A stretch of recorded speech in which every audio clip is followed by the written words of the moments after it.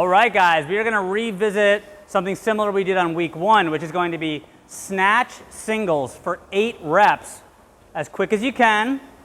And we're going to do that every 2 minutes. We did this with cleans the first day of this cycle. Very tough stuff. So don't get too hung up on the percentage here, recommending around 65%, maybe build to that. This is more about learning to do that fast, moderately heavy single, right, which you might do in a workout with a lot of moderately heavy snatch reps. Okay, ideally these will be squat snatches, but substitute power if you need for time or just technique, mobility. All right, but again, the way this would look, you set up at the bottom, feet are under the hips, chest pulled up, pull, stand, drop the bar, step up to it, reset again for 8 reps. It'll take you a little bit of time. This will be very tiring. And again, that's the idea here. We want to remind ourselves how to lift with good technique while we're tired. So we're going to do 8 reps every 2 minutes. All right. Again, keep this light. Try to get the reps in.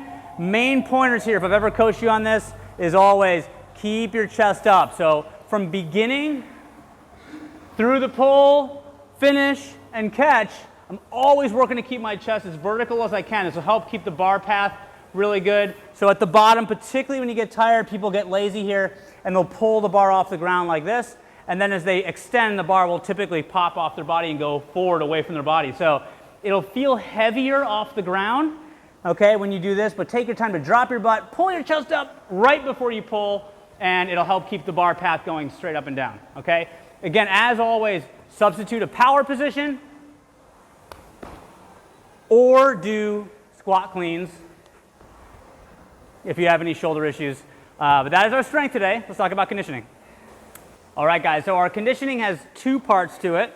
The first one's meant to be a sprint. It's a couplet. We have calories on the bike and toes to bar. Slightly more reps for the men than the women, just for the output on the bike. So for the men, it's 30, 20, 10 are the reps. For women is 25, 15, 10. And so the idea here is go hard on this. We got an 11-minute cap. For the toes to bar, in open prep spirit, imagine you get really tired. You're not very good at toes to bar. What we like to see in toes to bar is this linking movement, right? And some people struggle with that. So there's a couple ways around that. Number one, just trying to learn it. If you've never done this before, it's really learning to control the swing. Flexibility matters, right? So if you don't have, if you have tight hamstrings, the toes to bar can be hard, right? But one way that I like to teach people is to start small and then build up into it. So trying to find the rhythm first and see, do I have that rhythm down, right? This is the basic rhythm, right? And then go toes to eye level. Notice keeping that rhythm as I build up. Okay, my knees stay close to my chest, and then see if you can work that full range of motion, okay? So for one, it's saying, like, do you have the strength to connect them? Some people do not. They just can't do it. They're getting close, but they're not actually able to make contact. So a trick is to do single reps, quick singles.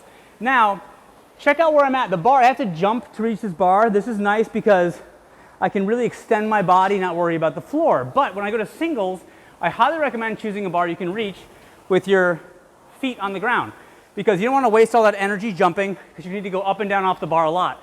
So what I would do for a single, I'm slightly behind the bar. I'd put my hands on the bar. I'm going to swing and just do 1 rep. And now what's important here, if you watch, right, I let go and now I'm on the other side of the bar. I turn around, swing. And the point here is I don't have to worry about the next rep, okay? So I can really just be aggressive. I can use my torso and lean back a little bit to help close that gap if you struggle with strength in your hip flexors or your core, and just do quick singles. So at full speed, if I were really tired, which even I'll do in workouts with a lot of toes to bar, and I can do reps pretty quickly, and my grip actually gets saved, right? Because I'm hopping off the bar every, half the time. So that's a quick little scale or way to think about toes to bar and kind of just trying to do the full range of motion but without linking them together if you've never tried that. Of course, as always, be safe on your hands and shoulders. If you need to put your feet on the ground, right, to lift, doing knee raises, or if you need to go to the ground and do V-ups or tuck-ups, that's all good too, all right? But again, something to try if you haven't. 11-minute cap on that. Now, what we're going to do after this is go back to the snatch. And so no matter what, everyone stops at 11, and then we're going to get a couple minute rest. And at minute 13, we're going to give you a 7-minute window to get a 1 rep max snatch. You can power, you can squat, you can have the bar loaded before the time starts. And again, this is about single rep when you're tired. Stay in your comfort zone, do a clean if you want, but this is a fun little challenge, something you might see in the open, maxing out a lift after the workout. We don't do very often, so think about what you might want to hit, and you got 7 minutes to do your best there. Have fun with it, guys. We'll see you tomorrow.